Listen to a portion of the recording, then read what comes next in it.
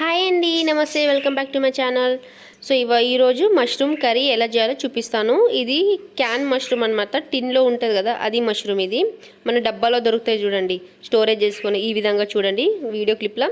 ఇప్పుడైతే మనం దాని ఆనియన్స్, టమాటా, మిర్చి, కొత్తిమీర అన్నీ వేసుకొని మనం గ్రైండ్ లాగా చేసుకోవాలి. దీంట్లో దొరుకుతాయి కదా, లేకుంటే మనం ఇట్లా చాపర్లో వేసి కూడా చాప్ చేసుకోవచ్చు. ఇప్పుడు ఆయిల్ వేడి చేసి డైరెక్ట్ ఇది వేసుకోవడమే, కొంచెం జీలకర్ర వేసి అన్నీ కొంచెం ఫ్రై అయ్యేంత వరకు ఫ్రై చేసుకున్నాక ఇప్పుడు అల్లం వెల్లుల్లి పేస్ట్ వేసుకోండి.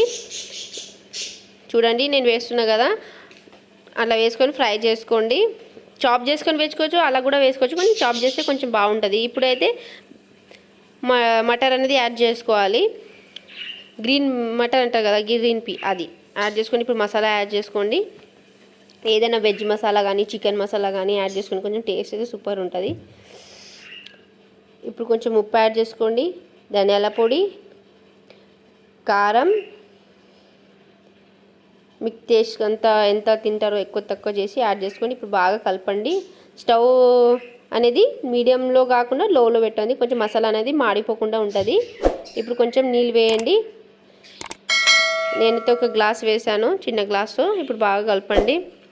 నీళ్ళు వేయడం వల్ల మసాలా అనేది మాడిపోకుండా ఉంటుంది, అలాగే మనకి గ్రేవీ అనేది చాలా బాగా వస్తుంది. ఇప్పుడు కొంచెం ఉడికినట్టు కనిపిస్తాయి కదా, ఇప్పుడు మష్రూమ్ అనేది యాడ్ చేసుకోండి. చూడండి ఈ మష్రూమ్ అయితే చాలా మెత్తగా సాఫ్ట్, చాలా బాగుంటుంది. తిన్నీకే చపాతీతో తింటే సూపర్ ఉంటుంది అది కాంబినేషను. కంపల్సరీ ట్రై చేయండి. మీరు ఎప్పుడు మష్రూమ్ తినకపోతే ఈ విధంగా కర్రీ చేసి చూడండి, ఇష్టంగా తింటారు. ఫ్యామిలీలో కానీ మీరు కానీ పిల్లలు కూడా తినొచ్చు. చాలా సూపర్. కొంచెం కారం తక్కువ చేస్తే పిల్లలు కూడా తినొచ్చు. చాలా సింపుల్ బేసిక్ మసాలాతో మనం టేస్టీ మష్రూమ్ కర్రీ అనేది ఈ విధంగా చేసుకోండి. మీరు కూడా ట్రై చేయండి. మన ఛానల్ని ఫాలో అవ్వండి, సబ్స్క్రైబ్ చేసుకోండి. Bye, take care, see you.